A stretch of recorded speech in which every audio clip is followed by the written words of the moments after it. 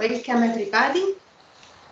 We are here online at Universita del Salento on our Teams platform to talk about tips and tools for becoming the next European Commission trainee. And we are very grateful for the organization of this event to Bernadette Greco, to Isabelle Mazingant, to Francesco Rossi, and to Ima and Doris, former trainees, current trainee. And you are actually guests of the two chairs of European Union law at Universita del Salento. One is held by me and the other by the colleague Claudia Morini, who will greet you shortly after me. And I'm very happy to have this opportunity to talk about the maybe one of the main possible careers open to the students of European Union law and students of European studies. Let me tell you that the stage at the European Commission is maybe the main road to get in the Eurosphere, which is not only the path bringing to the concours, the EPSO concours to the European institutions, but is also the path bringing to the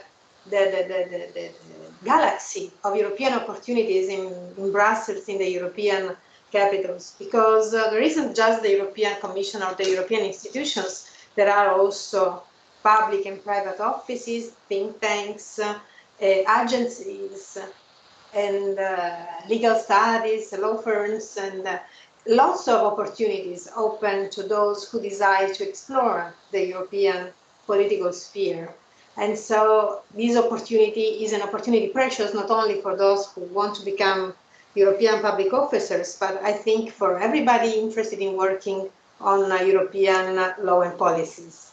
So as I was telling before to my colleagues, I had this opportunity many years ago to explore Brussels as a stagiaire, and it was just my first step in a world which welcomed me in many other ways afterwards. So I'm happy to be here with you. I'm grateful for this opportunity, and I welcome all our students, not only from Universita del Salento, but from all over Italy, and also beyond, I think. So if you want to write in chat, where are you? And in which university, we will be happy to know. Now I give the floor to my colleague Claudia Morini for her greetings. Thank you, Susanna. I will be very short because I don't want to take too much time because we have so many guests to listen to. So I just want to thank Bernadette for organizing this important event in collaboration with the University of Salento and with all the other partners. I believe that today we are experiencing an unique and useful opportunity for our students, but for all those that are interested in career opportunities at the European Commission. And to this, a special thanks goes to the experts and guests that are here today to share their skills and experiences. I think it is a great opportunity for our audience to have access to all those valuable information that will be shared today. So it is true that we are all tired of using online tools, webinars, and so on. But I think that if we are here today is also thanks to this revolution that we are all experiences. So as it happens for many other aspects of life, we have to take the best from what is happening. And so I think that today's event is really one of the best things that we can offer to our students. So thank you once again, and good luck to all those that will have an opportunity, thanks to this event, to be the next European Commission's trainee. Thank you once again, and welcome at University of Salento, even if only virtually. Thank you.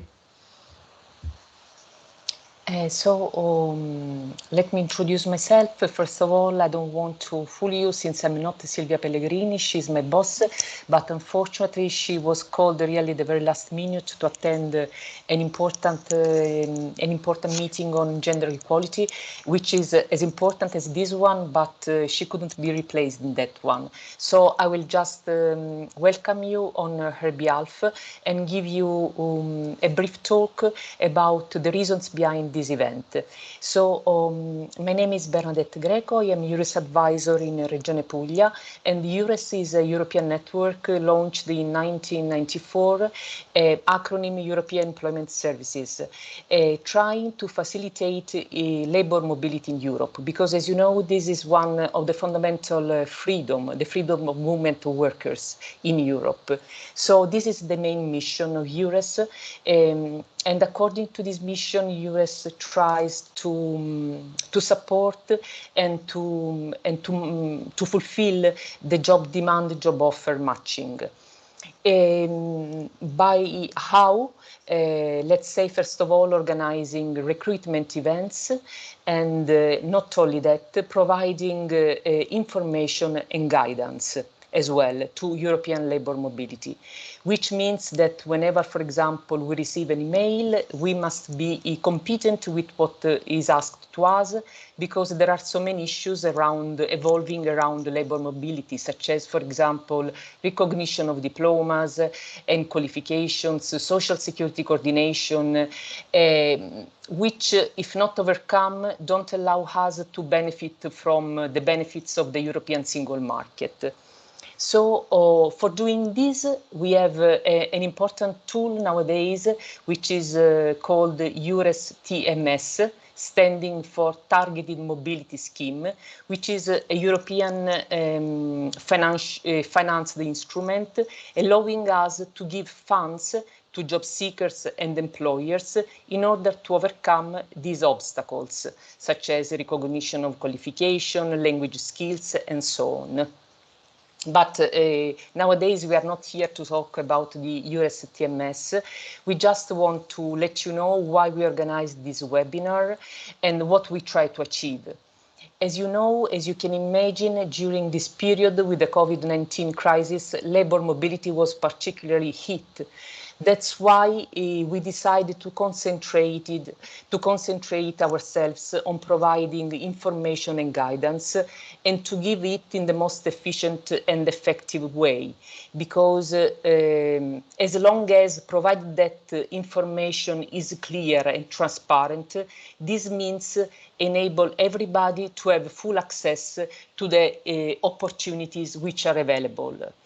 And this is why we like as well, and we want to give first-hand information by inviting our main stakeholders, that is to say, those running all the different European mobility programs. And there are so many. I guess that you can be a bit confused, because I am aware of the fact that there are so many European opportunities, and sometimes you don't know how to access them. So we want really to encourage to improve labor mobility, providing this first-hand information by the offices and the people who are in charge of this program. And that's why we have organized this cycle of webinars. And this is the second one, which of course take place virtually. And this means that we can take the advantage of having so many candidates and people interested in attending these webinars from all over the world. There is another reason behind this webinar, and the reason is that I don't know if you are aware with the EURES mission, but EURES should be in charge not only of job demand offer matching, but as well of traineeships and apprenticeships matching throughout Europe, which is not easy at all, since traineeships vary a lot from one European country to another. And in our project, the one I mentioned to you before, the EURES Targeted Mobility Scheme, we have developed a specific pilot project on traineeships, So we have come to the conclusions that if traineeships comply with the fundamental criteria quality set in the recommendation of the Council of 2014 for a quality framework for traineeships, traineeships can really help youth to enter the labor market. And this in line as well with the European Commission's communication of last year, where traineeships and apprenticeships have been defined as a bridge to jobs. So, as I told you, it's not easy to advise people on traineeships because there is probably not fully awareness about the importance of traineeship throughout Europe. And we cannot oblige private companies, SMEs, to always hire according to these rules. This is why within this cycle of webinars, we decided to start from the very high quality traineeships which are run by the European Commission. And we want to let you know how they work. And thanks to the presence of our testimonials as well, show you how you are going to be trained and to where this traineeship can lead you. So I think that now I have simply to thank all the people and stakeholders involved in this webinar, starting from Universita del Salento, just mentioned Susanna, Claudia, and Stefania, Francesco Rossi, EU Career Student Ambassador, Isabelle Mazingant with the trainee DIMA, and Lourdes Chamorro from the European External Action Service with a former trainee, Doris Manu. And I don't want to waste further time and leave the floor to the first speaker. Just a brief introduction about the first presentation. The first presentation will be delivered by Francesco Rossi. He is a EU Career Student Ambassador for the current year. He studies law at University of Trento. And we wanted to give you a brief overview of all the possible professional path careers to enter the European institutions. And it's important that this information, I repeat and really highlight it, is delivered by the people who are asked to do that. In this case, the EU Career Student Ambassadors, they are selected every year by EPSO, the European Personnel Selection Office. So they are trained and they are entitled to do that. So I leave the floor to Francesco. I don't know if I told you that he's currently studying law at University of Trento, and asking me to start his presentation. Thank you. Thank you, everybody. Thank you, Bernadette. Good afternoon, everybody. Thank you for the invitation. As she said, I'm one of the 5 EU Career Student Ambassadors in Italy, and our job and our mission here is to promote career opportunities in the European institution in presentations or conferences like this one, or participating in careers fair or by social media activities. So thank you, everybody, for the invitation.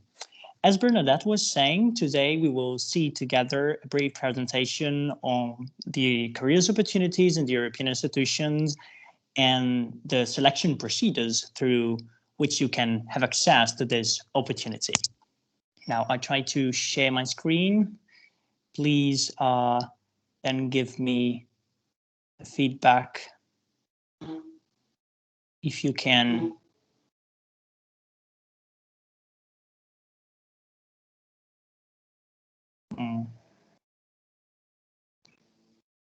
See my presentation. Can you see it? Yes, Francesco, we can see it. Okay, perfect. Thank you.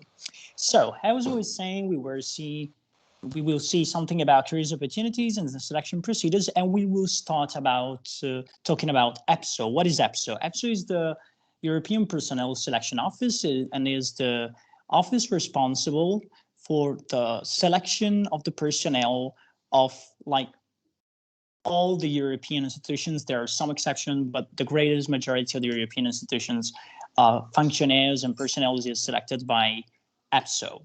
But please pay attention to the words. I said that it's responsible for the selection of the personnel.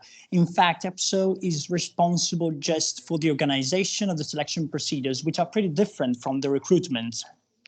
Selection procedures are just the first step of the selection of the personnel, and the recruitment itself is in the sole responsibility of the single institutions, because when you will have passed all the selection procedures organized by EPSO that we will see in a few minutes, you will be inserted in a list, and you will have the possibility to be contacted by the single institutions who will maybe recruit you for a specific job position.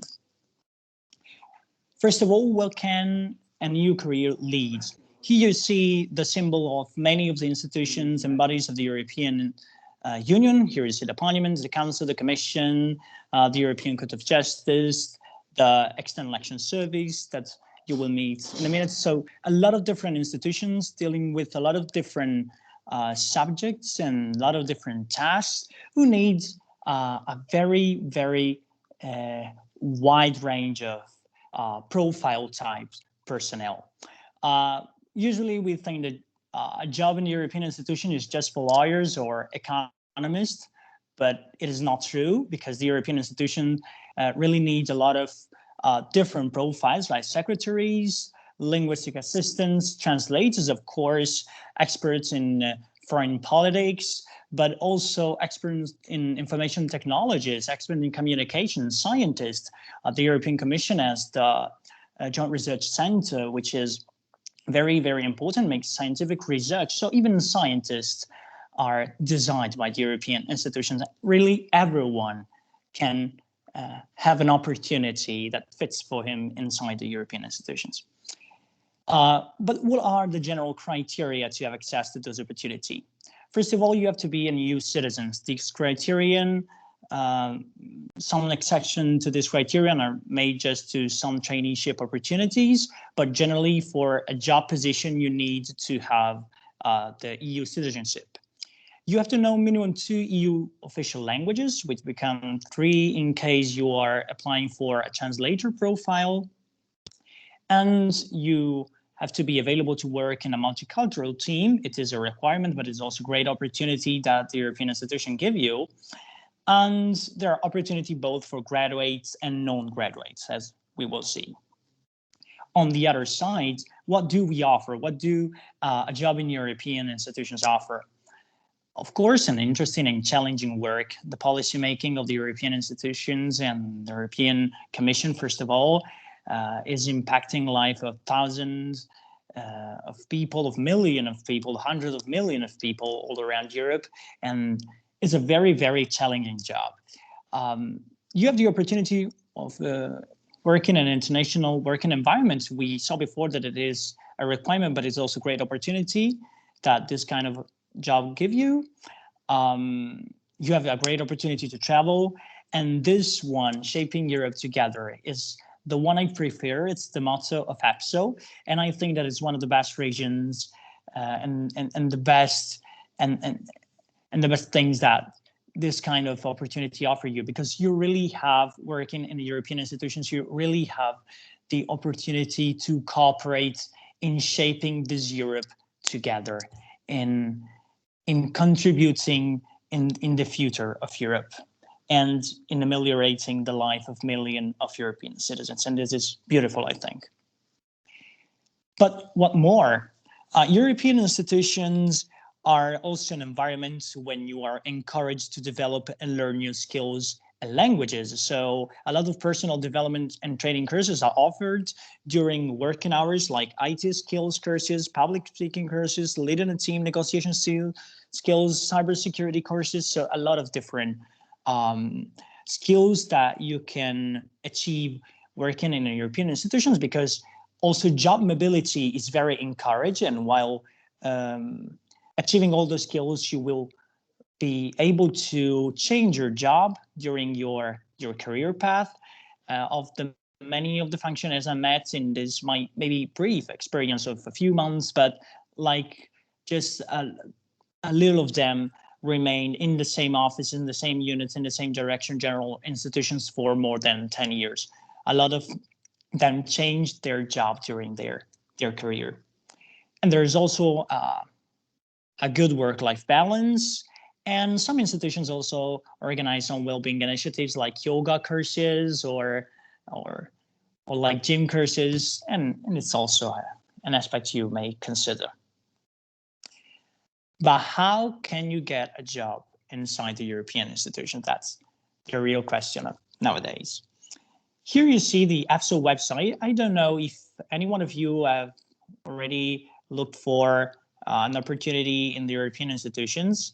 Let me say the first thing you have to do is visiting EPSO websites. There are many websites that may tell you that there are opportunities, that may have articles on opportunities inside the European institutions, but this is the official website. Visit this website and you will find all the correct and updated information about all the opportunities. But this is not the just reason why you have to visit this website, but also because this website is actually the very first step you must do to participate in a competition or in a selection procedures for a job inside the European institutions. In fact, you will be required to create an account on this website, and through this account, you will receive all the information necessary about your application. And just through this account, you will be able to book the test, and so to take actually part in the selection.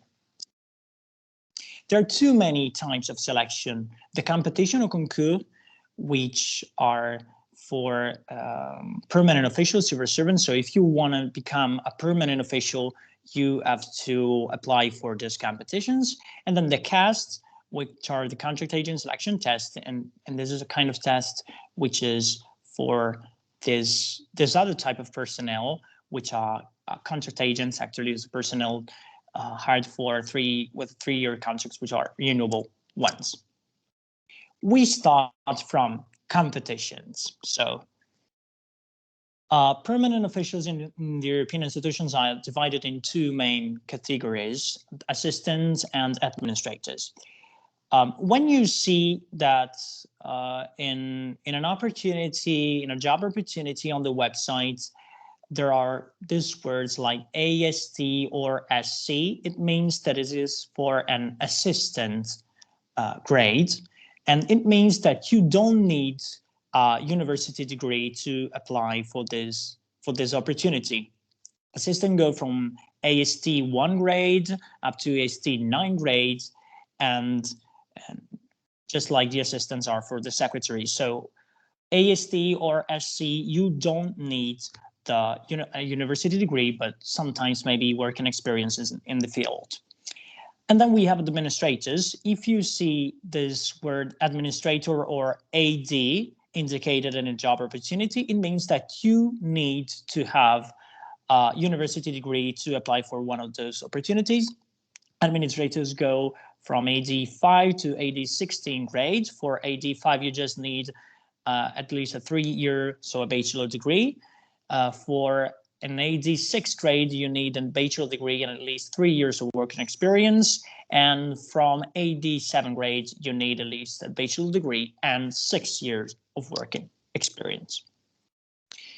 The one you see here is a general overview of the selection procedure for permanent officials. The first step, of course, as I said, is to create an account on the EPSO website. And through that account, you can book the very first step of that selection, which is the pre-selection test. Just one more thing I want to tell you about applications for job opportunities. We saw before a slide about profiles. That slide tells you that anyone is welcome inside the European institutions, but it also gives you another tip, which is actually a technical information. When you apply for a job in the European institutions, I mean, in the greatest majority of the cases, you're not applying for a specific job position, but you're applying for a certain profile type, for example, economist. So you apply for this economist profile type, you make all the selections for this economist profile type. And if you're successful, then you can be contacted by the European institution, and at that time you can be offered a specific job positions. So at the moment of the application, generally you don't know which are the specific job position, the specific offices, Directorate General, or the specific tasks you will have to work with during your career. You're just applying for a general profile type. So the very first step is the pre-selection test.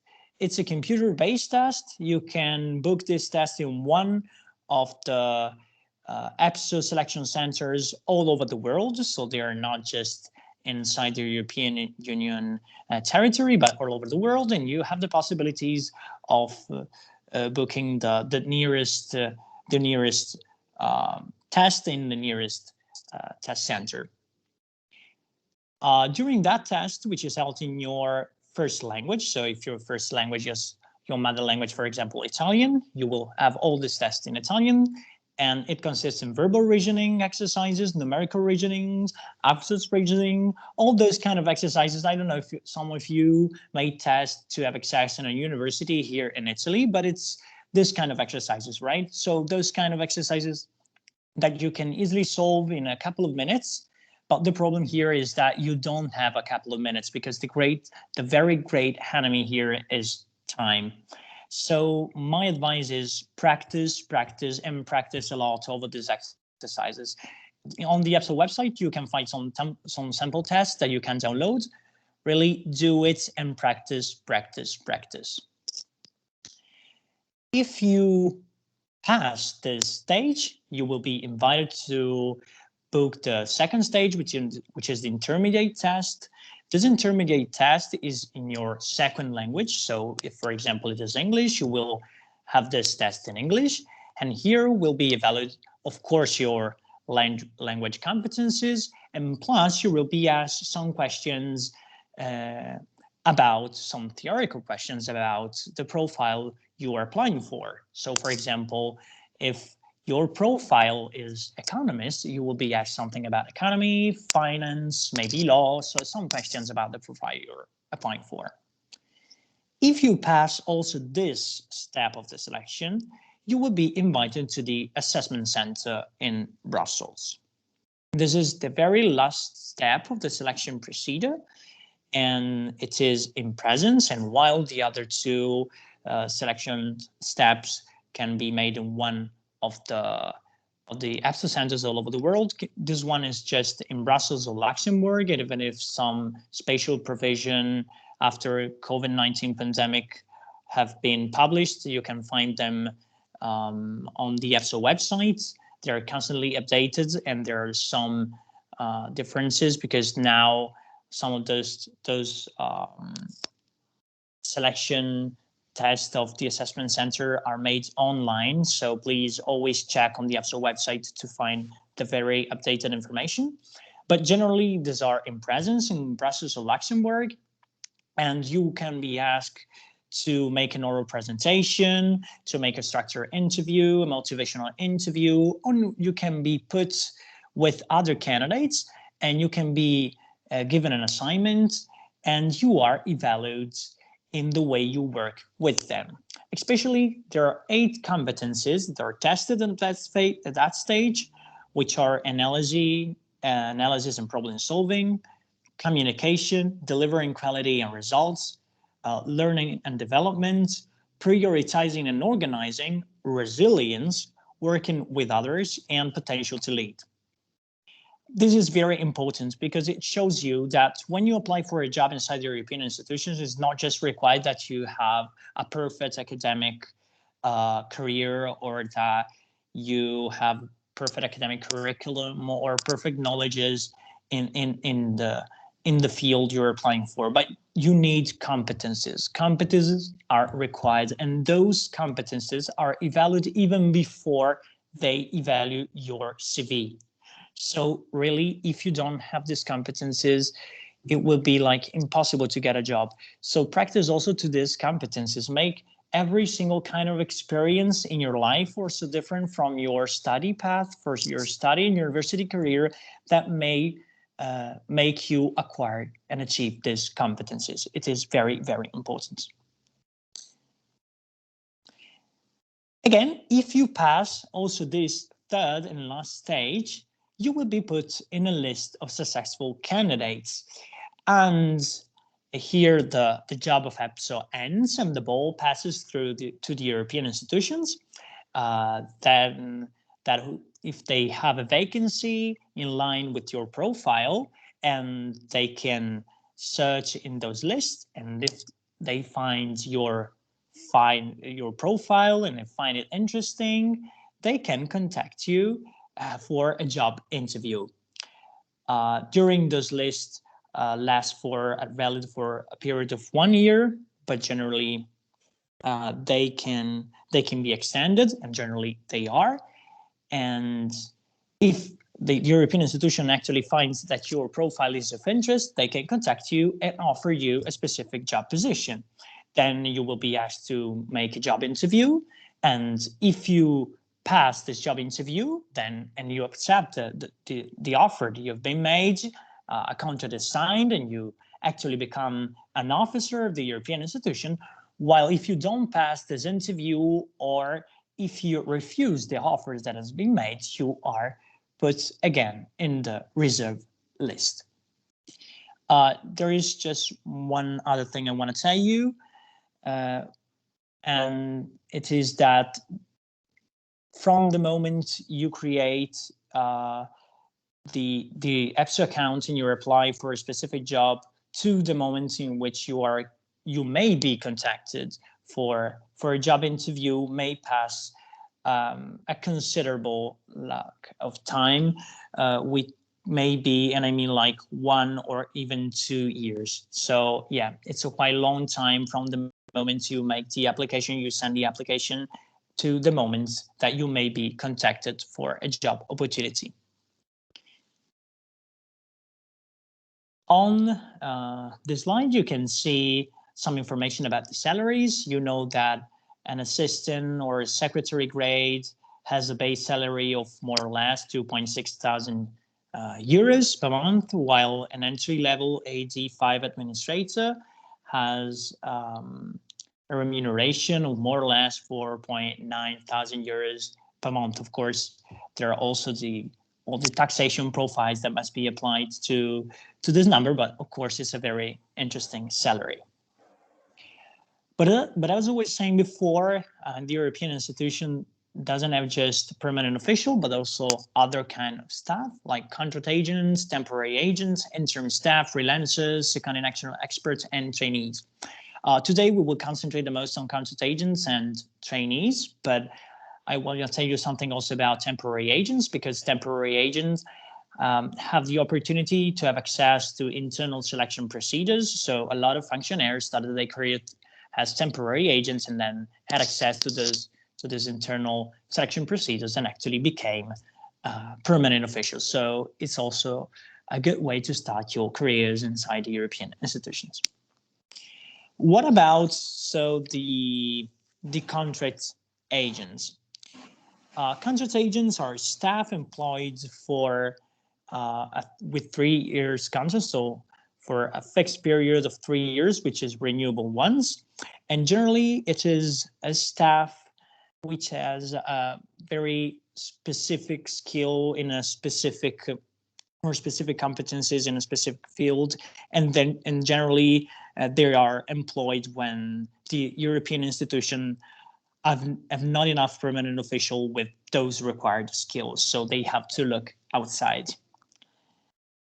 Also, for contract agents, is valid the system of the profiles I talked to you before, and the one you see here is the selection procedure for the contract agent. It seems to be very complicated, but actually it just differs from the previous one. So from the one for permanent official that we saw a few minutes ago, for the fact that here you first meet the institution that is offering the job opportunity. So you don't have to book immediately the test at the EPSO selection center, but you just have a first interview with the with the institution and agency. And if you pass this interview, it will be the agency or the institution that sends you to EPSO for other kind of selection tests, which are pretty different from the one we saw before.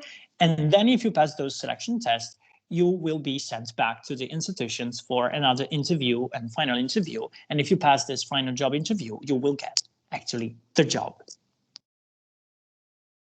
Also in this slide, you can see some information about the salary of concert agents. Okay, just a few words about traineeship, but then I will leave the floor to the following speaker, or very, very more experts than what I am. And I just want to say that European institutions offer a lot of different opportunities of traineeship opportunities. Like every day, those traineeship opportunities in every institution, agency, or body are published. And but those opportunities are not managed by EPSO herself, but the European institutions themselves. So the difference is that every single traineeship opportunity has its own rules and its own selection procedures, which can differ from the others because there is not a standard selection procedure. Even if EPSO doesn't organize, even if the system is not centralized and EPSO doesn't organize herself those selection procedures, on EPSO website you can find a dedicated page to traineeships. If you visit it, on the black bar, you can find the word job opportunities. You click on it, there will be a menu opening down it, and you click over on traineeships, and then there will be a page opening in which you can select the single institution or body in which you decide to have a traineeship opportunity. And at the bottom of the page will appear a few words about the available traineeship opportunities and the link of the institution who is offering that opportunity. As I was saying, it is not centralized and it is not managed by EPSO. So let me give you a few advices. Even if you visit EPSO websites and you select your institutions, and EPSO website tells you that there is any current opportunity available in that institution, or that the application phase is already closed, click anyway on the institution website, because it may happen that the institution has activated a new opportunity but has not communicated it to EPSO. So always verify it, always click on the institution website. And the other very important thing I want to tell you, and it's general, it is valid for every traineeship opportunity, is that make sure you find the traineeship rules. Every traineeship has its own rules. You can find them in documents, in attached documents, under the name of rules or notice of competition or decision number. If you find also a document called decision number, click on it, because these are the rules of the traineeship. This is the Bible of your traineeship, okay? You will find all the rules about the selection criteria, about the insurance, about the leaves, about the remuneration. It is very important you find that document and that you consult that document and you read it very carefully. So I think I'm done. I think I finished my time. I don't want to tell anything more about traineeship. I will just leave the floor to the other speakers who are very, very more expert than me. I just want to thank you, and I remain fully available to answer all your questions at the end of the presentation. Or if you have even more after today, after the presentation of today, you can send us an email at the address eucareers.italy@gmail.com. Please don't hesitate. We will be happy to help you. Thank you, everybody. Yes, before leaving the floor to Isabelle, let me just thank Francesco, because he really achieved the target of the presentation to give this broad overview on EPSO and how it works and all the different parts inside.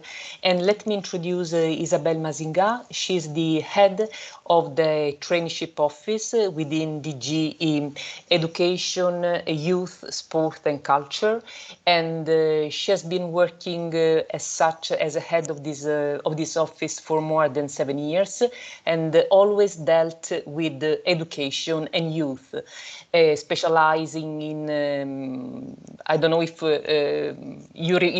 some of you can still remember the Leonardo program and other vocational training programs run by that DG. So she will introduce to you and through a set of slides how the process works, giving you tips, and will introduce to you as well her current trainee, Dima, who can let you know how useful and beneficial the traineeship can be and what she's learning, and where really the traineeship can be considered as a workplace placement with a strong training component, because as youth you are supposed to be trained and learn. So let's leave the floor to Isabelle. Thanks, Isabelle. Welcome. Thank you, Bernadette. So I have also my presentation, but I will need Stefania because I'm not so good with techniques. So can you show? Yeah. So yes, thank you very much for participating in this info session for the traineeship. So as Francesco said, he explained to you how to become a functionary, a civil servant, but my role is to inspire you to apply to the traineeship so that you can discover what commission is and all its methods, its workings, before you decide to apply for a competition.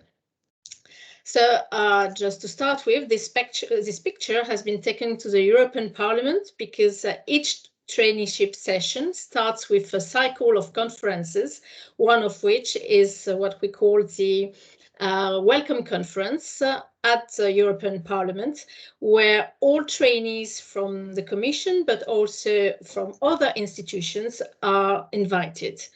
And usually it's a plenary session where we have high-level speakers such as Director Generals, Commissioners, or Members of Parliament. So this picture was taken, unfortunately, in 2019.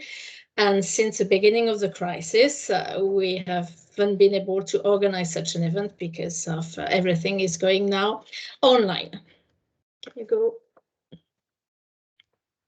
So what do we offer? So our program is the most popular program in the world, I mean, at least as a traineeship. So we offer twice a year a 5-month paid traineeship, always starting on the 1st of March or the 1st of October. Who can apply? So university graduates from all over the world. So not only for EU nationals, but also for third countries. You just need to have a bachelor degree at least. So where can you be placed? So most of the trainees will be placed in the European Commission services, but we also have agreements with a few agencies, 15, among which the External Action Service. I mention it because our colleagues after me will talk to you about that. So if you want to apply, for example, to the External Action Service, then you have to follow the instructions as if you were applying to the Commission. How many positions do we have? Almost 1,000. 1,000. It depends from one session to another, depending on the circumstances. For example, last year we could not accommodate more than 800 because of the COVID situation. But of course, 1,000 places, but there are a lot of applicants. As you can see, we receive between 10,000 and 15,000 applications per session. So it's a lot, and that also explains why the duration, the length, sorry, of the procedure is it's so long. Sorry, the selection procedure is so long because we receive so many applications that have to be evaluated at least twice by our colleagues. So we need at least 6 months to go through all these applications. Francesco was telling you that it was very important to check the rules of each program. So of course I will focus on the rules of the Commission. As you can see, it was a decision taken in 2005, so it's a bit outdated, but you have to read it because even if some instructions have changed, it's our legal base and we have to follow it. Can you move? So the selection criteria are as follows. So as I said, you need to have at least a bachelor degree, a minimum of 3 years or 180 credits. But let's be transparent. The average candidate usually have at least 1, if not 2 master's degrees. There's no specific field, so you can apply even with degrees, specialization in music or in agriculture or in anything. I mean, just the degree, the bachelor degree. Then the second requirement is to have a very good knowledge of 2 official EU languages, among which one must be French, English, or German, which are considered as the working languages of the institution. And the last criteria, which is more an exclusion criteria, that you would not become eligible if you have already worked for an institution or a European body for more than 42 days, calendar days. So it means that if you apply to several traineeship programs, then at some point you will have to make a choice. But if you have already done a traineeship in the European Parliament, for example, then you're no longer eligible for the Blue Book traineeship proposed by the Commission. And there's no age limit. But again, the average trainee usually is 26, 27 years old, but we have trainees a little bit older until 50, 55. Can change? Stefania? Thank you. So this is just to show you how popular we are. So it's just a screenshot of the number of applications we received since October 15, when I started at the traineeship office. So you can see that there'll be a huge peak in 2015, where we received for one session more than 24,000 applications. But it did not repeat since, and now, as I said, it's more between 10,000 and 15,000. Can you go further? Yeah. So the most represented nationalities are Spain, Italy, and France. The less represented, Malta and Luxembourg. So I think in Italy you are well represented. Usually you are on the first step of what I call the pyramid. So there's no problem. You are well represented in what we call the VBB, the Virtual Blue Book, which is a database where you figure once you are after the pre-selection and when you can be selected. As I said, most of the trainees, they have a master's degree, if not 2.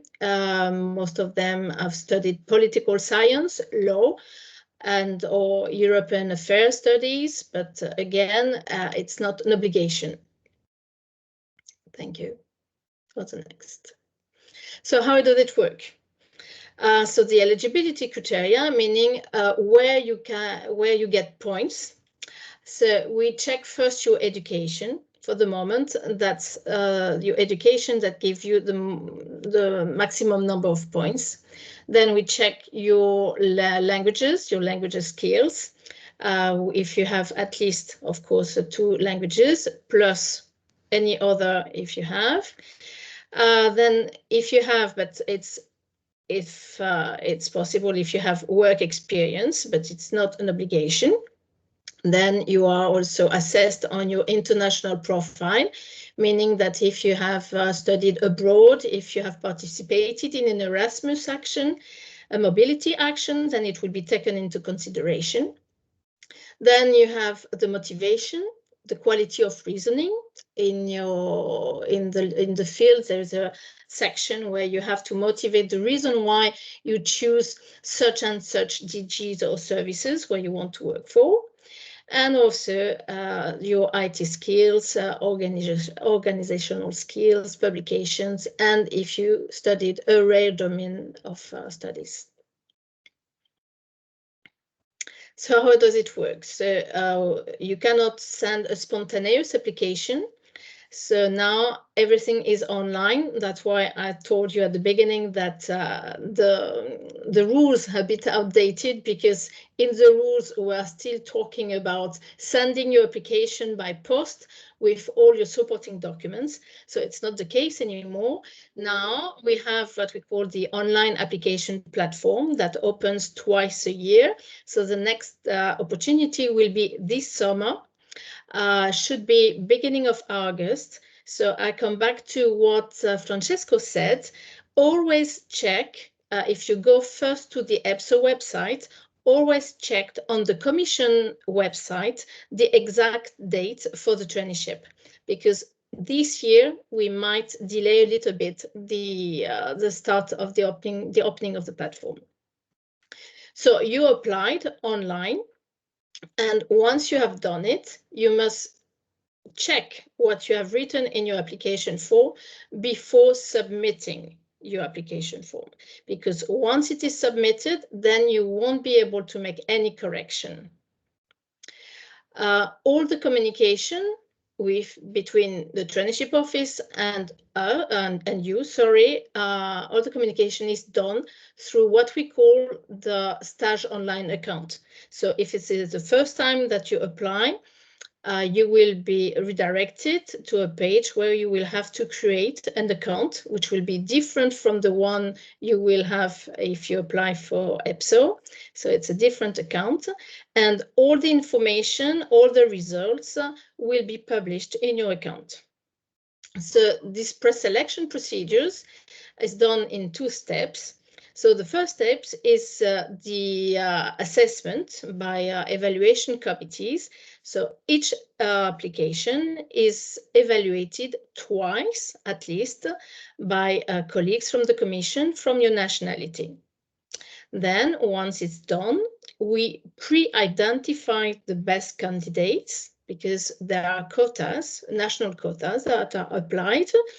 And to these pre-identified candidates, we ask them to send their supporting documents.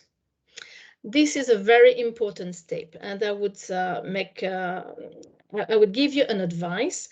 When you apply, please check if you already have your supporting documents with you, because what you write in your application form must match all the information in your supporting documents.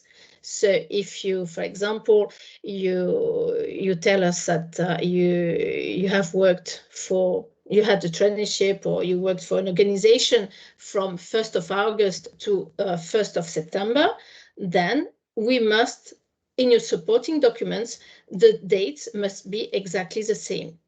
If you have 1 or 2 days difference, then you can be rejected.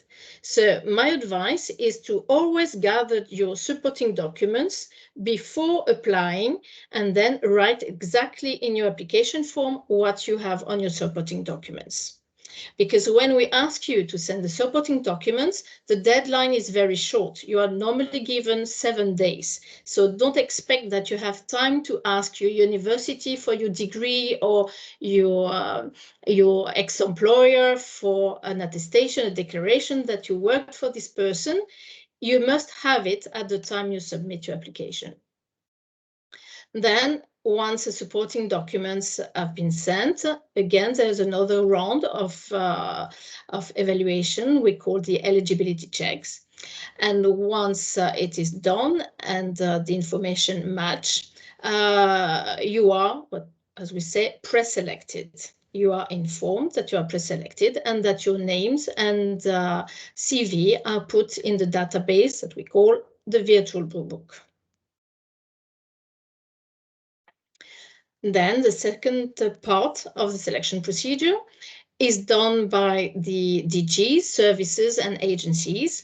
We have nothing to do, I mean, as traineeship office, we have nothing to do with this phase, because it's entirely the responsibility of the DGs that have already, even before selecting, predefined the profile they were looking for.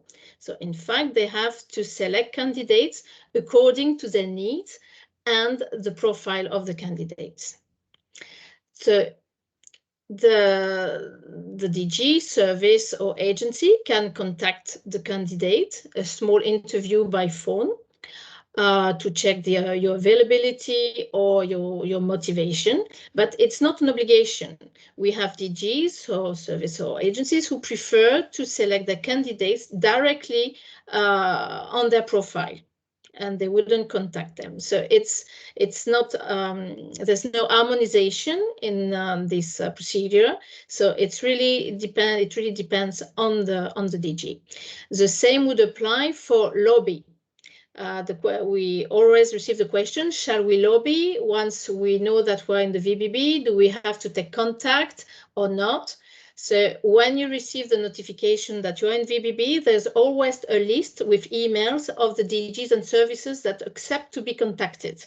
If they are not in that list, it means that they don't want to be contacted and that they will select their trainees just on the base of the CV.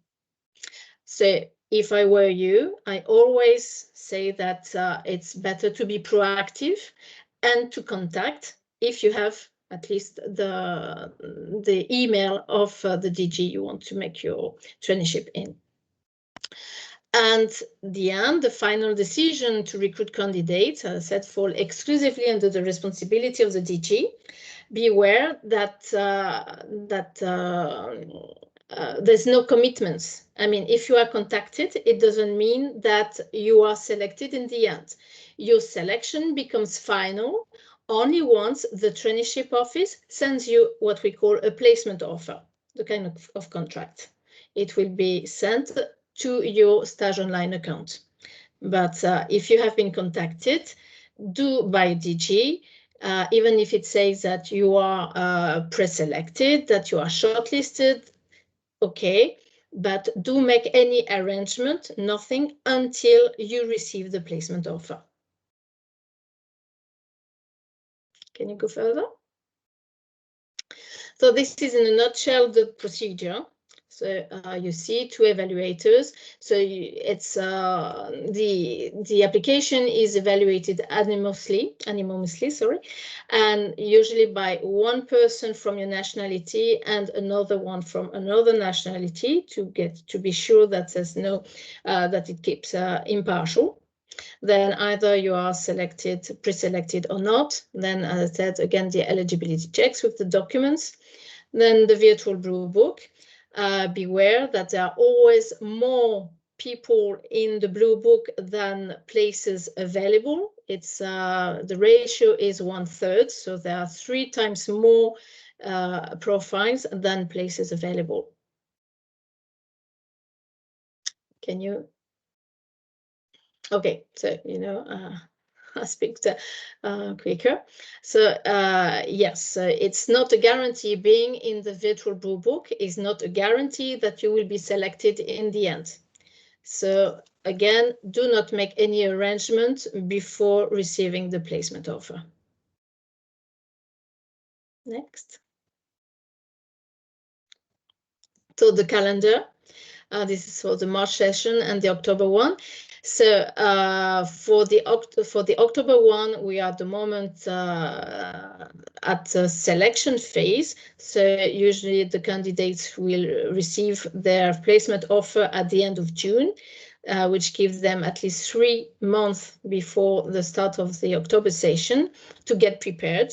It's not the case for the March session because usually we send the placement offer end of January for already a start on the 1st of March.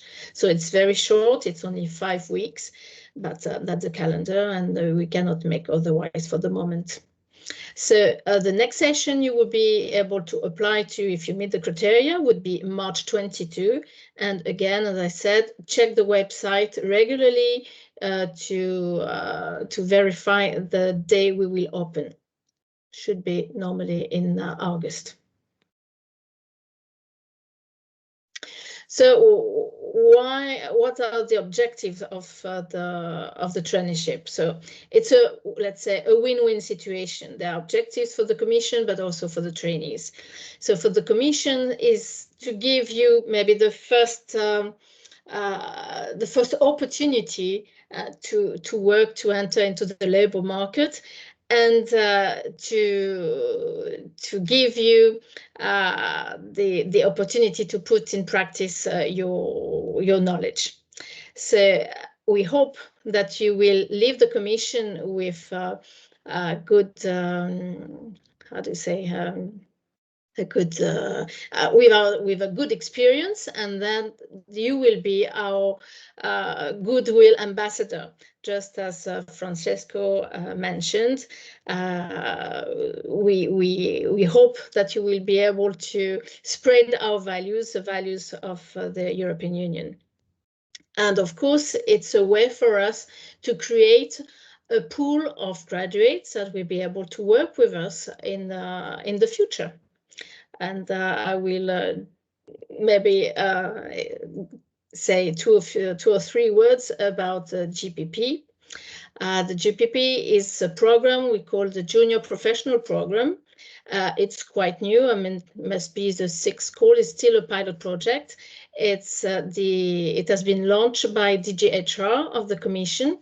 And it's also a way to get in the Commission for long term.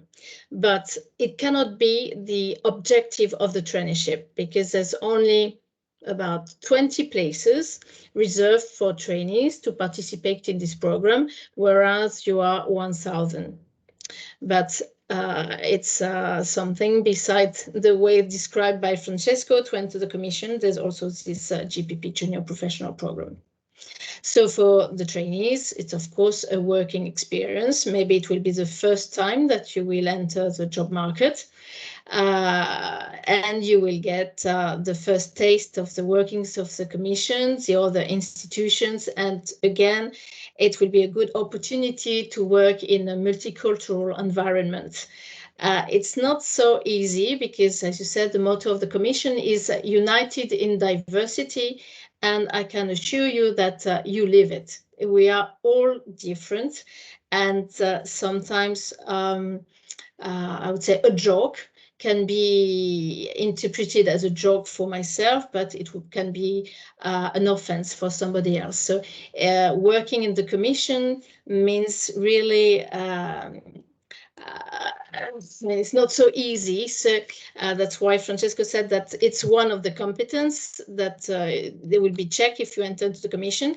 You have to integrate, you have to adjust to the Commission's methods, and the multicultural environment is, if it seems very nice like that, it's not so easy. It's not so easy. So, but at least you will have an experience.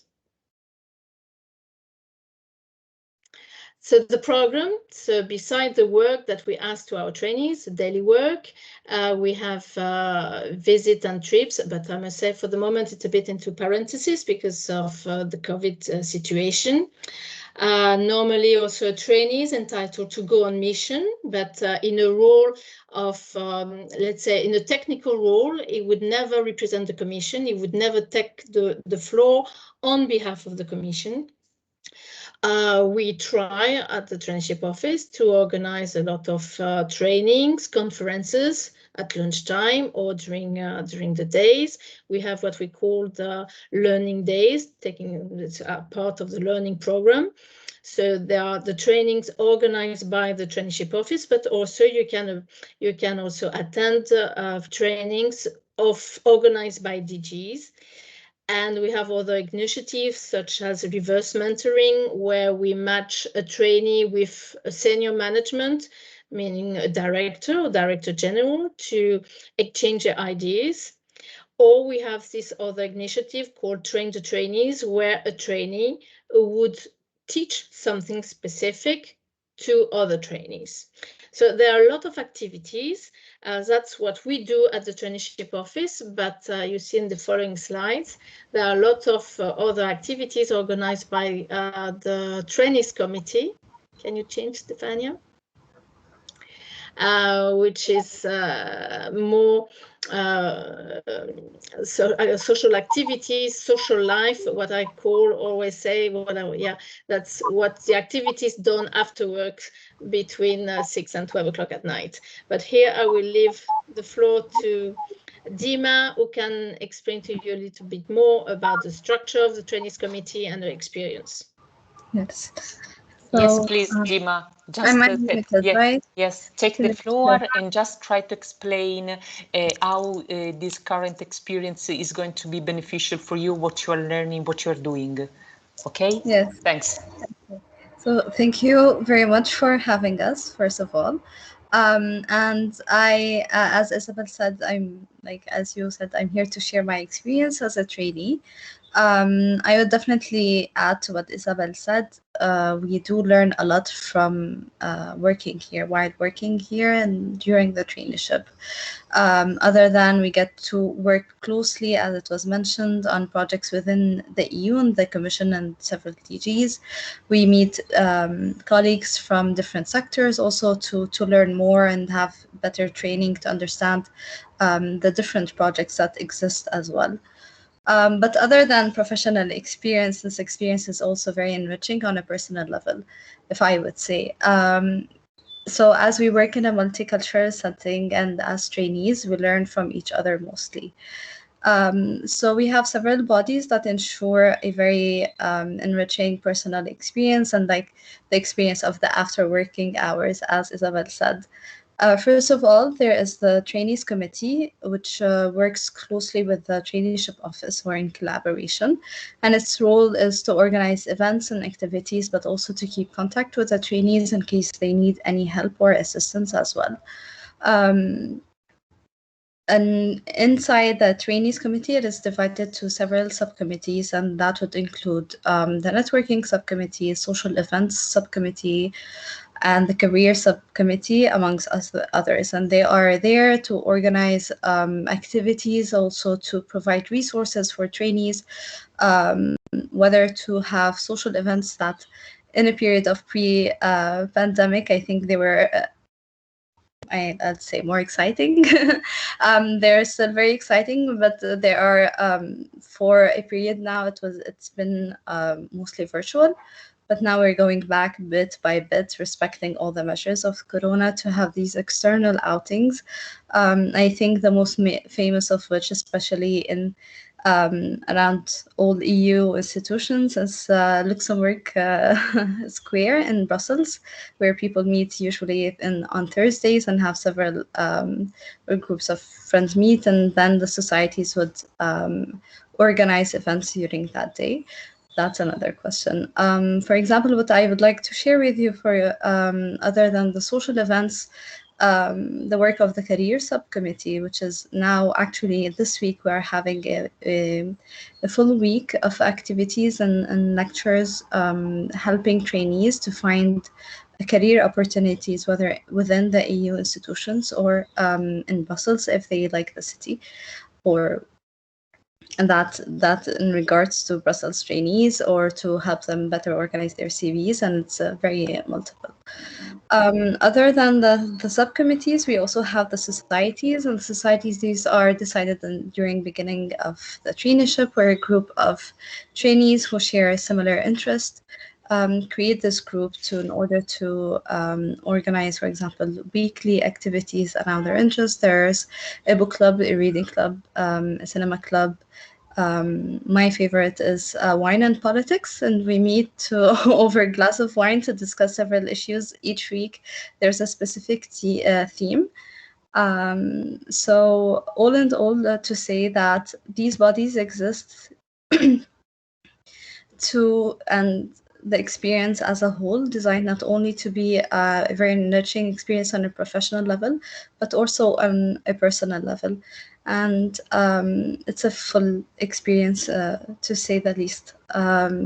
Minding all the difficulties during the pandemic, I can say that I never felt that there wasn't something I can do to learn, work, but also have fun and learn more from each other. And as Isabelle said, in a very multicultural setting, we learn from, for example, I'm from Brussels, but I learn by working from with trainees, for example, whether from Croatia and Slovakia and other countries. So that would be my little introduction to the experience as a whole of the traineeship. I would definitely recommend. Thank you, Rima, for your for your experience, and I hope it's going to be very fruitful for you, the current experience. And now let's introduce the following speaker. She's Lourdes Chamorro, and she's the deputy head of the division in charge of recruitment selection at the European External Action Service. As you might know, the European External Action Service is the EU's diplomatic service, helping the EU's Foreign Affairs Chief High Representative for Foreign Affairs Security Policy in fulfilling the tasks after the Treaty of Lisbon. And so she, and among the others, the EEAS is in charge of running the EU delegations, which is quite funny and amazing destination of your potentially of your traineeship. So let's just give the floor to Lourdes, so she will give you particular tips for this kind of traineeships, and in what way, how they differ from the general program, since you might be sent to extra EU countries, and she will mention as well other opportunities with the European External Action Service. Thanks, Lourdes. The floor is yours. Thank you very much. Good afternoon, everyone, and thanks a lot to the organizers, Bernadette, for the invitation and for giving us the opportunity also to share and to present a bit what our small organization, because we are still a small organization, especially compared with the commission that Isabelle here brought us today. I don't know, Stefania, if you had the opportunity to get the presentation and can help me with that, or should I try? She will, okay. Yeah? Yes. Okay, thanks a million. Thanks a million, Stefania. So as I was saying, and thanks Bernadette for the presentation as well. My name is Lourdes Chamorro. I work in the EEAS, and I am the deputy of the Selection and Recruitment Division in the Human Resources Directorate of the EEAS. So the EEAS, for those of you, next slide, please. The EEAS, for those of you who do not know what it is, the EEAS is headed by, I think we jumped a slide. One slide back, please. Thank you. Josep Borrell, probably you have heard of him. He's the High Representative from Foreign Affairs and Security Policy. He's also, at the same time, the Vice President of the European Commission, responsible for coordinating the external action of the European Commission, and he's chair of the Foreign Affairs Council and relevant, obviously, Council working groups. So the EU has defined this figure of High Representative Vice President of the Commission to really coordinate all the external action activities and policies of the European Union. So to put it in a very simple words, is the diplomatic service of the European Union. Next slide. This diplomatic service and this high representative has, in fulfilling his mandate, shall be assisted by a service. And this is what the EEAS is. The European External Action Service is the structure that helps the high representative to develop its diplomatic function. Next. It was created only 10 years ago, so we are in our 10th anniversary. We are a very young organization. Before, those functions were covered by the Commission, where it was called the DG RELEX. And at certain stages, the member states and the Council decided to do a specific organization for that, formed with the different institutions, including also the national diplomatic services, that is the diplomatic services of the 27 member states. Is a service separated from the Commission and from other institutions.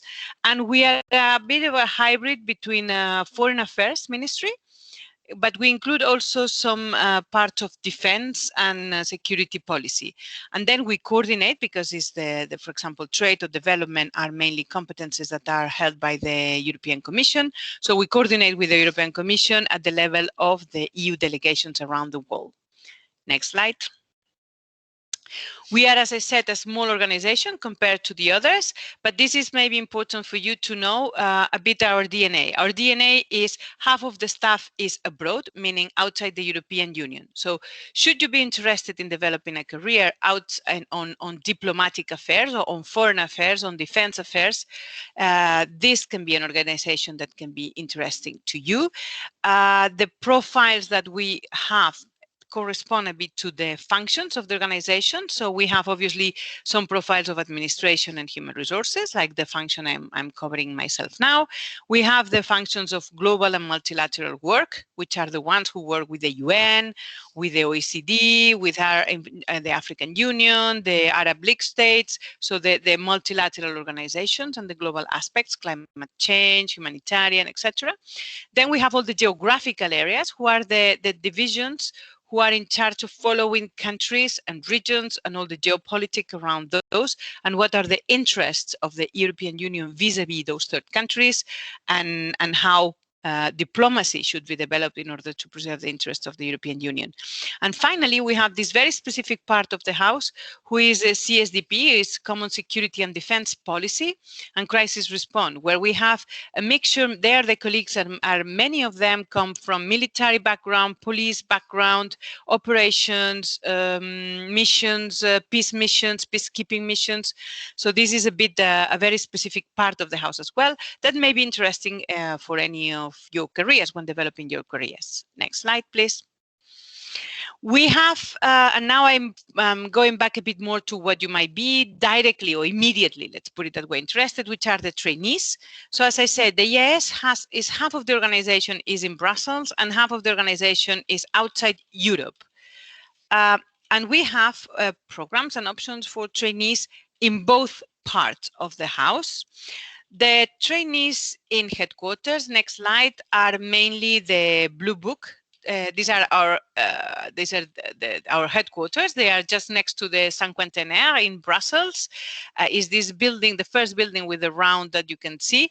And there we have trainees for headquarters, which are mainly the Blue Book trainees that we follow the lead of the Commission on that, as Isabelle just presented. So we just benefit from the program that the Commission is launching. We participate. We also do our homework and our selections, etc. But it's the framework of the program, the legal basis, the decision making. We very much and very gladly benefit and join the Commission, and we have normally around 30 Blue Books for every session that they populate our corridors, and that we are really happy to have, because the EEAS population has a bit of a problem, I shouldn't say, but we are a bit too old. So getting the Blue Books and getting the hope that young people will populate also the corridors is always a good news for us. Next slide, please. So as I said, these are the Blue Books. I will not mention them because I think you have had an excellent presentation already. Next slide, please. Then I will focus on the delegations. So the EU delegations and offices are spread all around the world. The European Union has 143 delegations. If you consider that the United Nations has 93 countries as a membership recognized, I would say that the coverage of the diplomatic network of the European Union is pretty impressive and pretty good. And obviously, as you can imagine, a delegation in an Asiatic country or in an African country or in New York or in Canada are totally different settings and worlds, but they have all a common structure, which is a head of delegation who is the ambassador, and then the staff of the delegation is composed by staff from the EEAS and by staff from the Commission. So those are the two institutions who have a staff posted in a delegation under the authority of an ambassador. Next slide, please. The delegations are accredited to a third country as any diplomatic service or to an international organization, like, for example, the UN in New York or in Geneva. And they represent the EU common policy and coordinated actions and work closely with the member states. Because, for example, I don't know, I was myself posted in Ethiopia until 2 years ago. You have a number of EU member states there. You coordinate also with the EU member states. You coordinate with other embassies, and you develop your diplomatic work on the field very much close to your partner, which is the third country, or in the case of Ethiopia, where I was, the African Union. We are the interlocutor, we are the face, we are the image. So the number of actions that the delegation develops in a country is widely spread. And in many of them, many delegations are in Africa. There are also very powerful cooperation, development cooperation or international partnership sections, which the colleagues from the Commission run and develop all these development programs and support programs to many of the countries who receive cooperation, like many of them in Africa. Next slide, please. So how can you go to a delegation? There are two main ways that a junior, let's put it that way, or a student or a young professional can go to a delegation. One is the juniors professionals in delegations that are around the world. We have now this year a total of 80, 43 of them of the EEAS and 37 from the Commission. The bad news, the immediate bad news for you is that the program just closed and the colleagues for the next round of 2 years are just being selected and communicated the results, I think, this week even, as we speak probably. So those colleagues have been selected and they will be posted in delegations from 2021 for 2 years to 2023. So the next round of junior professionals in delegations will only be open in January 2023. Next slide. There is, as I said, is a 2-year program that would allow junior professionals from any member state, any EU member state, to gain a first-hand experience in the work of a delegation. So you are posted in a delegation and you become immediately staff of the delegation and develop the tasks as any other expatriate staff in one of these delegations. Next slide. You will check this in a year, in 2 years, if you are interested in joining a delegation through this program. You necessarily need to be a national from an EU member state. You need to have a university degree or equivalent to the master's degree in a domain relevant to the activity of the delegation, which are, as for the blue books, quite wide, even if at the end we narrow quite a lot the fields. One of the profiles, if you want to work in the EEAS, you definitely need to invest in languages. You need, obviously, your mother tongue. Then you need in the EEAS English and French. A good command of one of them, and even a more modest command of the other one. And then if you happen to learn Russian, Chinese, Arabic, all those become assets. Obviously, they are not requirements, but definitely when selected the person to be posted, I don't know, in China, if that person has some knowledge on Chinese, obviously that becomes quite handy, both for the delegation, for the person, and for the EEAS and the European Union. So definitely EEAS means moving, means living abroad, means changing place every 4 years, and means languages. And communication, I would say. I think that there's no diplomatic work or there's no relations with the third country work without a good drafting, oral and written, and now media or other platforms communication skills. Next slide, please. What does a junior professional delegation does is basically depending on the needs and the programs and what's ongoing in the delegation, but it's mainly policy analysis. If you are more in the EEAS side, policy analysis, reporting formulation, public diplomacy, communication, governance, rule of law. If you are more in commission in GPD with the commission tasks are mainly focused on aid management, trade, economic, social affairs, economic affairs. So depending a bit on your profile, on your interests, on your motivations, you can definitely find your happiness, and can you find your way in the variety of profiles that both the Commission and the EEAS were offering for those posts. Next one, please. We have, as I said, trainees in all around the world. So here you can see they're spread it in Europe, Africa, Americas, Asia and Pacific, global and multilateral, and Middle East and Northern Africa. So it's a widespread. In Africa, there are more because there are many more countries, and then there are many more delegations. So that's the reason that there are also many more of everything, basically, that concerns delegations. Next, please. So as I said, if you are interested in this, be prepared, be preparing, and in January 2023, that would be published, and it would be, you can find it, next slide, in the web page, in our web page. And these are the ones of the round that finishes now. So we have been happily sharing our work and our days and our emails and our everything with the round that finishes now, and they have really contributed a great deal to the organization, and I hope they can also benefit a great deal from the experience. Next slide. Maybe then just to mention the traineeships in new delegations. This is different and this is open. These are open in principle in all delegations, in all our delegations. The nature is different. These are traineeship programs of a maximum duration of 6 months.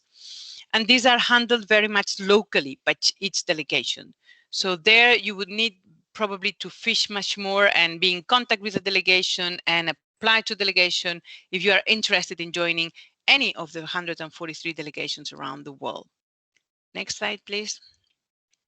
We have different types. We have the paid traineeship for young graduates who have less than 1 year of experience. So you finish, you graduate, and in the immediate next year, and you have no experience, you can apply for a traineeship of 6 months in any of the delegations. We also have the options of compulsory traineeship for students. So in the last years of the career of the graduate, to join, if it's compulsory, to do some sort of traineeship, to join a delegation. And then we also have, but these are really minor in terms of numbers and colleagues, students of national administration schools from member states and civil servants from administrations from member states. So I would say that the majority of the traineeships are really focused on the first option, paid traineeship for young graduates with less than 1 year. And in this group, in fact, this is what I say, you need a bachelor diploma, a maximum of 1 year of experience, because the conditions are really for a traineeship. They are not labor conditions, it's not employment. Not having had any experience in the EU institutions more than 6 weeks, you cannot chain one traineeship after the other for a long time. So we asked really once for the traineeship, and it can be and it's open not only to EU citizens but also to citizens from the host country, or nationals from the EU member states, or citizens from candidate countries. Next. So for those, I would advise you to go to our website, the EEAS website, and you look under jobs and funds, and you look for traineeship in EU delegation. And that is where this 6 months traineeship option appears. Next. You consult the website, submit your CV with a motivation letter to the delegation. It's always good to contact the delegation and check if they receive it, if everything is fine. Then there is a pre-selection done locally by the EU delegation, and then the recruitment. So as I said, this is a very local procedure that you would be able to follow if interested very directly with the delegation itself. Next. And then apart from the traineeships, that is I would say like your most immediate interest, and this is what the organizers suggested more for the program, just to mention that to join the EU institutions, next slide, apart from the traineeship, as we just said, the Blue Book, Junior Professional and Traineeship in Delegations, you can also join us after you graduate as contract agents. And I think the first presentation very well presented how to do that. So the EEAS publishes all its contract agents posts. So whenever you see a contract agent that fits with your interest and with your profile, you can register in a permanent cast, and then you can submit your application as indicated in the vacancy notice. As you know, the contract, as it was already explained, the contract agents in headquarters are for a maximum of 6 years. The contract agents in delegations can become indefinite and work the rest of their lives in changing delegations every 4, 5, 6 years. You can also join as an official, as it was also presented by the EPSO colleague ambassador. But I just wanted to mention that if you continue your career in your national administration and you become military, or you become diplomat, or you become an expert in your national administration, you can always come to the EEAS after that, and you can come as a seconded national expert. That is, that your administration seconds you to the EEAS for a maximum of maximum 6 years. Or you can join us as well if you pursue your diplomatic career with Italy. In this case, you can always join us in a later stage as a temporary agent, because 1/3 of our staff are national diplomats. So even if you can join now as a trainee, you can join also now as a contract agent, and hopefully pass a concours if this is if the European Union project is something that is of your interest, and is something that you really feel you can contribute and that motivates you. Or you can join later in your careers as an expert or as a temporary agent. And I think with that, happy to have questions, if any, and I hope I try to clarify a bit. Thank you. Thank you, Lourdes. Thank you very much for your very interesting presentation. And now let's ask Doris first to give her, to witness her experience since she has been both EEAS trainee and the trainee for the European Commission, and a junior expert in addition to that. So just to show you how far you can go if you embark in a traineeship with the European institutions. And then we'll have 15 minutes open for your questions. So I leave the floor to Doris, and she will tell you what she has done. Thank you, Doris. You can speak.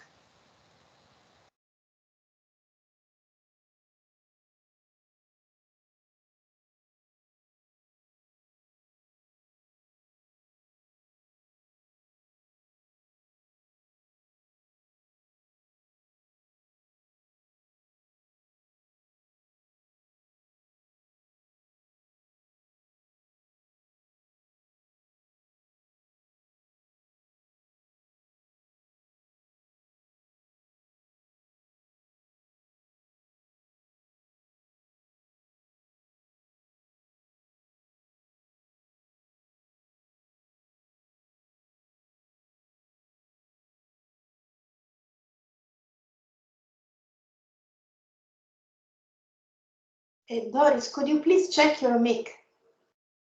Okay, well, now can I hear you? No, we cannot hear you. Just try. Try again, Doris, please, because we couldn't hear you.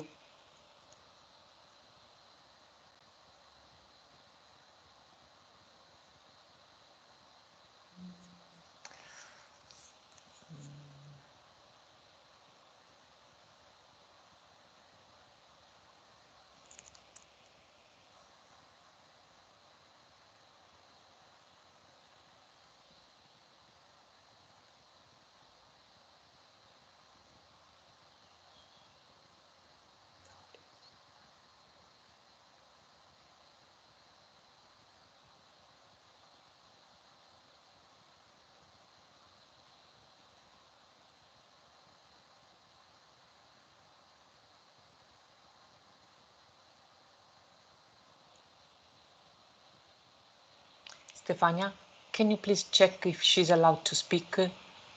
I don't know if there is any special...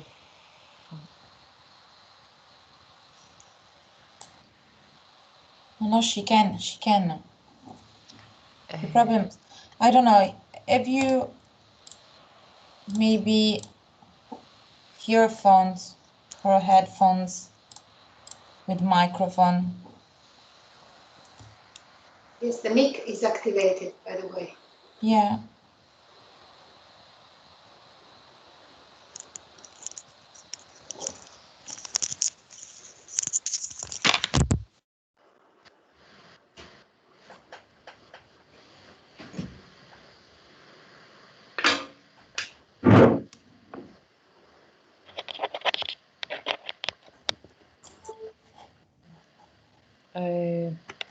Sorry, Doris. Have you headphones or earphones?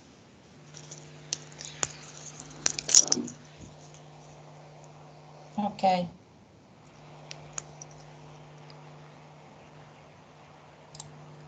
Stefania, do you think that we have other ways to let her speak? Otherwise, I don't know. She's trying to connect by her phone, I think, if I well understand.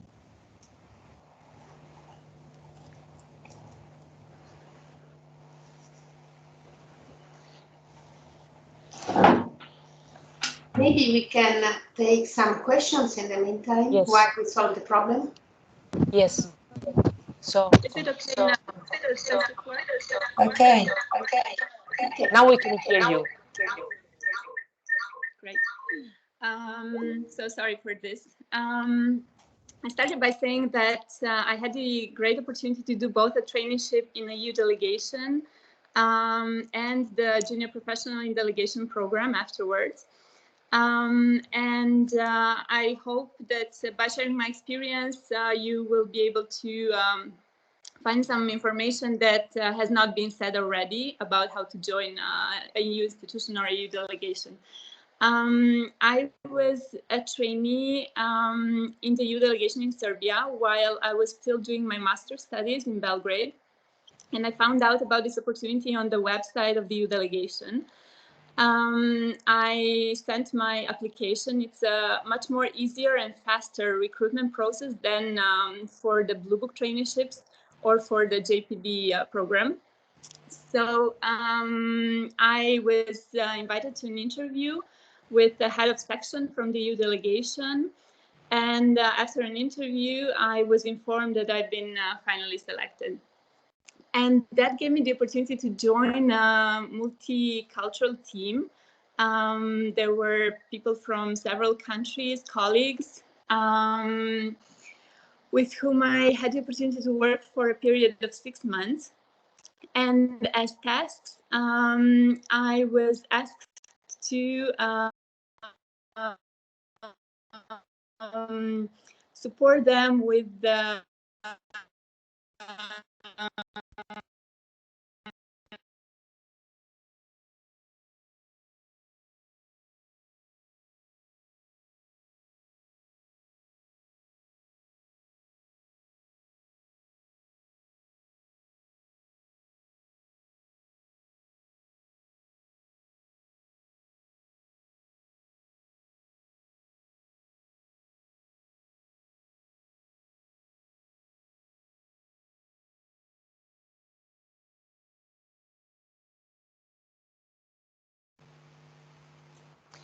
just let's wait for some more minutes and then we can give the... No, now she's back.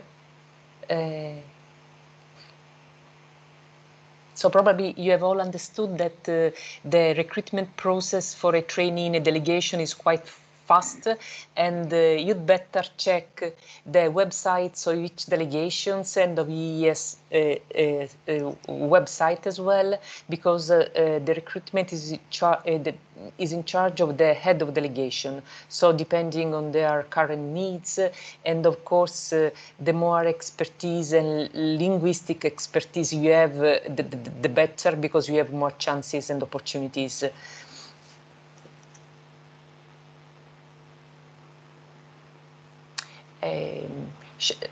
Shall we start with the questions, Stefania? What do you think?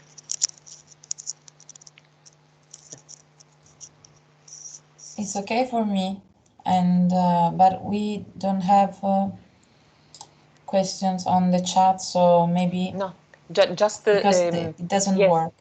Yes, So, just raise your hand. raise your hand. No. Yes, Are you because there, Doris, or not? I see the hand raised by Cristina. Cristina Goga, yes. Hi, can you hear me? Yes. Yes. Could you please turn on the video? Yes. Can you see me? Yes, Cristina. Yes, please. Hi, everyone. Thank you for this wonderful event. I would like to ask, I'm working last year in the field of marketing communications. And I was starting working as a volunteer for this company remotely. And after that, my manager offered me a part-time position. I would like to ask if the European Commission will check in detail the official working documents. Because, for example, for me, I offered to do the work as a volunteer, and it was not something official, you know. This is I would like to ask. Thank you. So I think it's for me. Yes. Yes, yeah. You can declare your volunteering, but of course we need a statement. We need any kind of documents showing that you have worked. I guess you have worked with someone. There's someone at the head of the organization. So we just need a document from this person, signed by this person, saying that you volunteered with the date, the start and the end date of your experience. Okay, thank you. And I have also available references. So will these references be enough? Because after the volunteer period, he hired me, but it was part-time, and I didn't have official documents because I was a new freelancer. But I have the references, everything. Yeah. I mean, a reference letter is fine for us as far as it is indicated in the letter that you worked for this kind of organization with the dates. Okay, perfect. Thank you so much.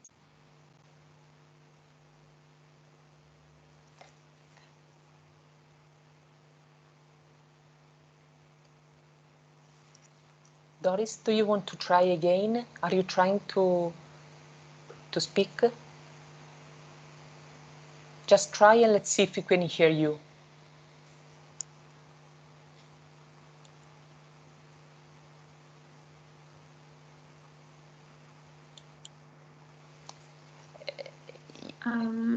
Yes, now we can hear you. Okay, I'm so glad. just grab this moment and then yes, so we can listen to your story.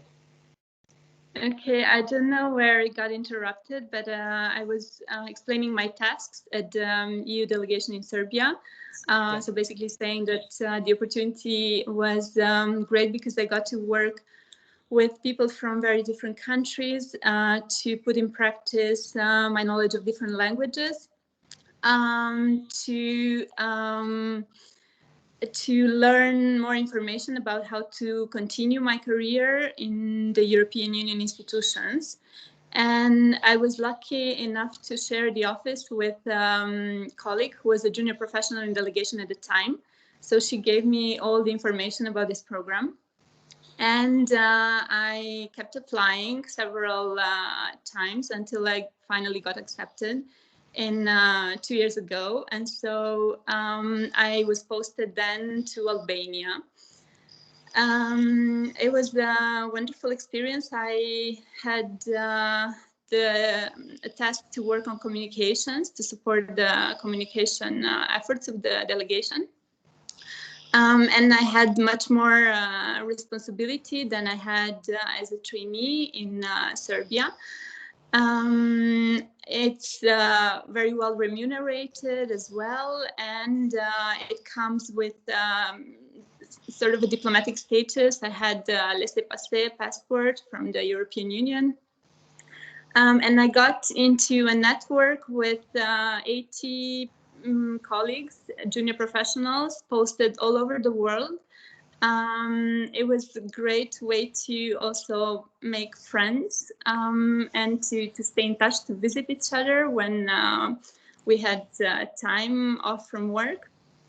So I very much recommend both traineeship, which, as I said, it's a easier way to start because it's recruited directly by the delegation. It takes a short time from the moment you send your documents to the moment you're notified that you're selected. But also very, very much recommend the Junior Professional Delegation program, which is much more competitive. But an extremely valuable experience. After that, it becomes easier to continue as a contract agent or as a permanent official. And that's been explained earlier how to do. How many languages can you speak, Doris? And so I speak 6 languages. And at the EU delegation in Serbia, they very often ask me to do translation because I'm a native speaker of Serbian, and all the colleagues who were from other countries were coming to the trainees for translation. So that's one of the tasks that the trainees usually get to do. It's very important if you know the local language of the country where you go to, because that also helps you not only with getting easily integrated in the social life of the capital city, but also to understand the political context, cultural, to have cultural access to cultural events, and to help colleagues from other countries who do not know the local language. So, of course, that's, I mean, a general rule. The more languages, the better. And probably it's advisable as well to check the delegations. For example, if you check the website of the Chinese delegation, you are supposed at least to have some basic of Chinese, I guess. Yes, in the delegations, that's important. And also to be able to work in a multicultural context and to be flexible because there are some countries that are not very safe to live in. There are difficult living conditions somewhere in the world, and junior professionals and everyone who is posted there is asked to adapt. It can be very different from what we're used to in Europe, but it also comes with a great experience at the end and many friends around the world that are forever. Okay. And what are you doing now, Doris? At the moment, I'm getting some experience with the national administration. I am originally from Romania, so I'm back in Bucharest working as advisor in the office of the Romanian Prime Minister. Okay, thanks very much for having witnessed your experience. Thank you very much.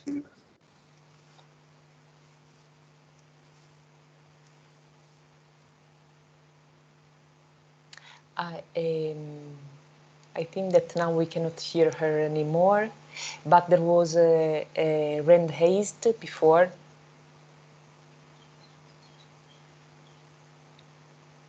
Okay. I saw a hand, Paola. Somebody wanted to make a question. You are welcome.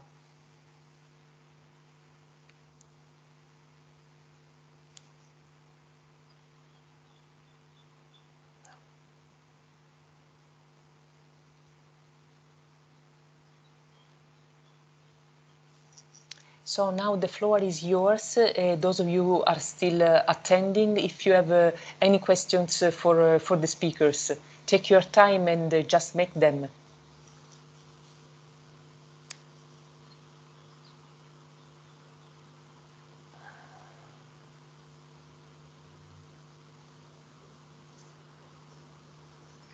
Is it possible, sorry Bernadette for intruding, is it possible that our panelists were so clear and so informative that there are no doubts about the presentations? Let me thank you once again all of you, and I see one hand, Eleanor, but I think that as a conclusion could be a good idea to have a fast tour de table to share little tips, if you agree. Eleanor, are you there? Yeah, hello Yes. everyone. Yes, I'm there. hello. Actually, Yes, Ms. Cafaro just anticipated my question, which was to whoever wants to answer, which kind of tips or suggestions would you give to some applicants to the Blue Book, but also any other EU institution traineeship on how to stand out in our applications? Thank you. So yes, probably Isabelle and Lourdes, they can they can reply. Well, I can start by saying that all information is on our website, and especially in the frequently asked questions. So we know that candidates don't like to read and prefer asking the questions directly to our functional mailbox, but we receive so many questions that now we've decided not to answer them, because we want also to ensure equal treatment between all candidates.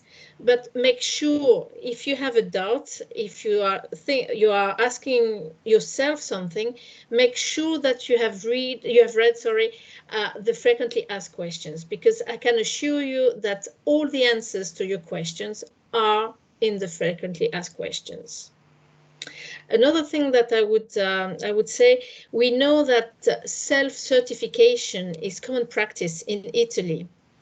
I would suggest that, of course, if you have no other way to prove something, that of course, if it's recognized in Italy, okay, but it's not in other member states. So if you want to be on the safe side with the evaluators that will check your documents, I would invite you to really have the supporting documents coming from either the university, if it concerns your education, or your employer, if it concerns your work employment, your working experience, really to ask in advance these supporting documents instead of making a self-declaration, self-certifications. Thanks, Isabelle. That's true. It happens quite often here in Italy. I mean, it's just recognized by law. And again, now I'm thinking about your level of languages.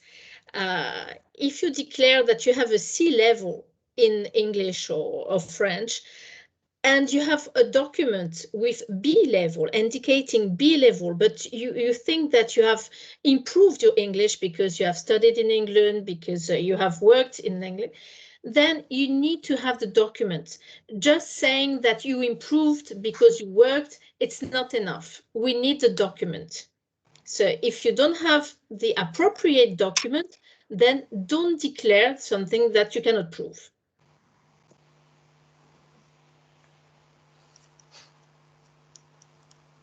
Thanks again, Isabelle.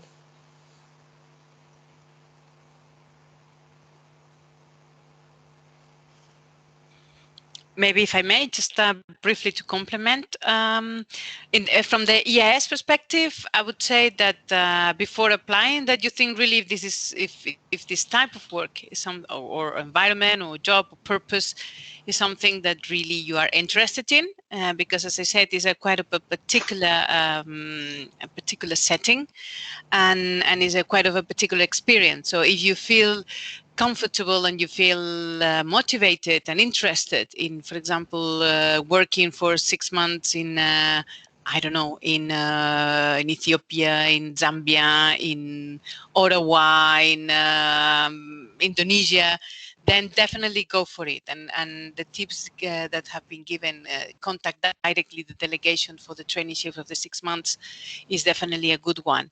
If you go for a contract agent position, definitely prepare for the interview. Prepare your motivation, preparation, and then the communication and language skills are basically the tips, the main tips for succeeding in a selection process. So yeah, I can only echo the encouragement from Isabelle on the languages and go for it. If you don't get it at the first one or in one delegation, try another one. Or if you don't get one contract agent selection process, try another one.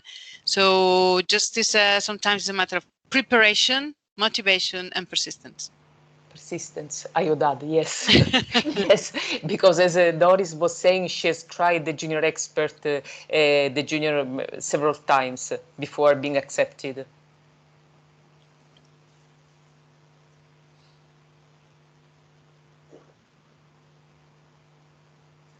So, what do you think, Susanna?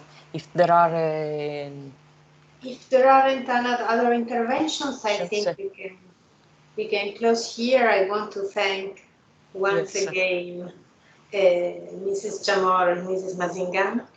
And there is Christina, Susanna. Yeah. Yes. Oh, there is Christina again. Okay. Yes, let's listen to Christina. Sorry again, I interrupt you, but I'm looking all the time about everything European Commission and everything, and I'm on it all the time. I'm not sure I heard very well Mrs. Mazingant, yeah, when she said about languages and documents and qualifications. I will say again an example. I live in Corfu. I'm working with Italian tourists all of my years, but I don't have a certificate. Can my previous boss or manager have a reference for that, or it's obligatory to have the certificate? We will not accept a document from a colleague or a friend that you speak the right level of the languages. You know, even living in a country is not a way to prove your level of languages. You would be very surprised in, for example, in Belgium, where we're supposed to speak French, Dutch, and German, which are the 3 official languages of Belgium. And a lot of people don't speak Dutch. So living in a country is not a proof that you speak the language of the country. So, yeah. Sorry. So in your case, I mean, either you have a certificate from a language school, or either you have studied. You have studied maybe during university, and then you have to send out your transcript. Your transcript with all your notes, your marks, but we should be able to see the level, you know, because if it's advanced, if it's intermediate, or if it's beginners, we need to see. You cannot prove a C level with a course in English where it's written intermediate. So it has to be coherent. What would be your advice? Because I'm working in the tourism sector. Can you hear me? I'm working in the tourism Not sector. very well. You are working in a sector, but I cannot hear. For tourism. Tourism. Okay. Tourism. For many years. Would you advise me to put that in my application, in my motivation letter, somewhere else? Yes. If you cannot prove, but you want to inform us that you speak the language, then don't put it in the section for languages, but put it in your motivation. Thank you so much. Thank you. Because it would be very stupid, but if you indicate it in the section, in the language section, and you cannot prove it, you will be declared ineligible. Okay.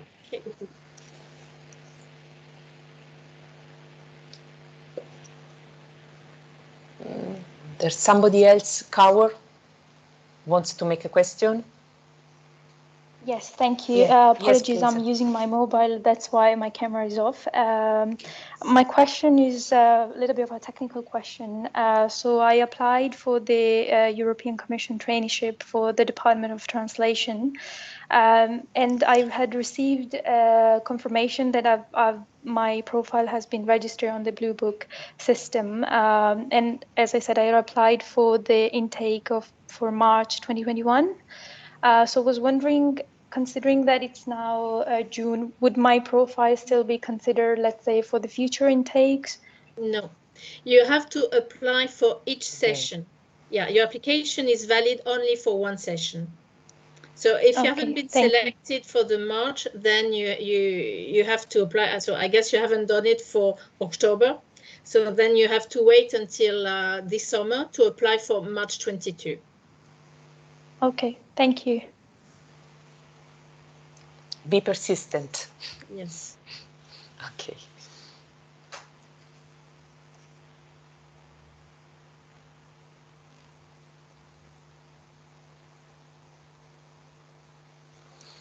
Something else, asking for a tip.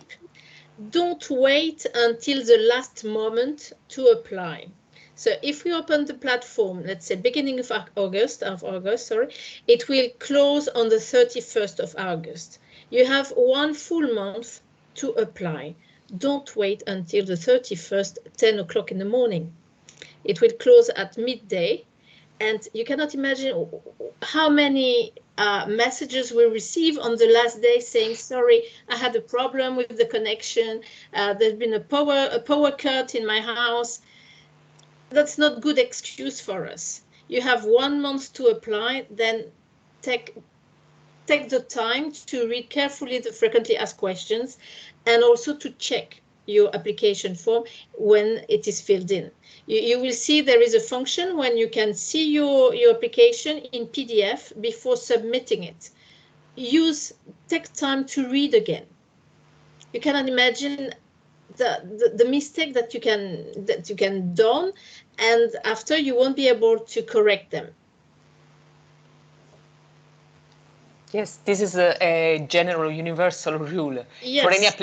For any application you're going to do.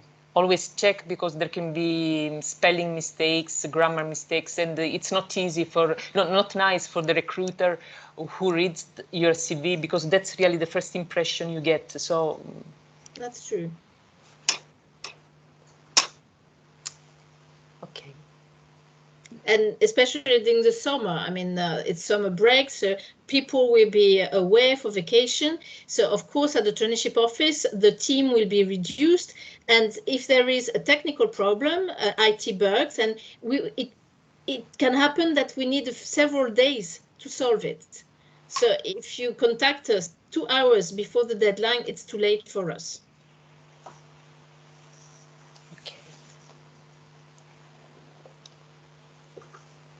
So I think this is the very, very next trainee for the European Commission. It's very interested. I want to thank you very much, our guests, for their participation, for their contribution. I think that was really an insightful afternoon, and everyone has had the opportunity to improve their knowledge about how the system works. And it is very important, because if you have good information, you can do good applications as well. So thank you from me, and hope to see you next time, and maybe to come with Susanna to Belgium to meet you. And thanks a lot again. Bye. Thanks to you, Claudia. Bye-bye. Thank you. Bye-bye. Have a nice afternoon. Bye-bye. And all the best. Be persistent. All the best.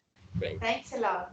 Yes. Bye. Thanks a lot to all the speakers, and for having been so patient and spent so much time with us this afternoon. Really, thanks.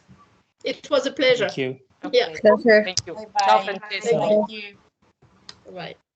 We'll send you the slides to everybody, okay? Because we have your email address, so the slides will be sent by Stefania and myself. Bye-bye. And have a good application time. Yes.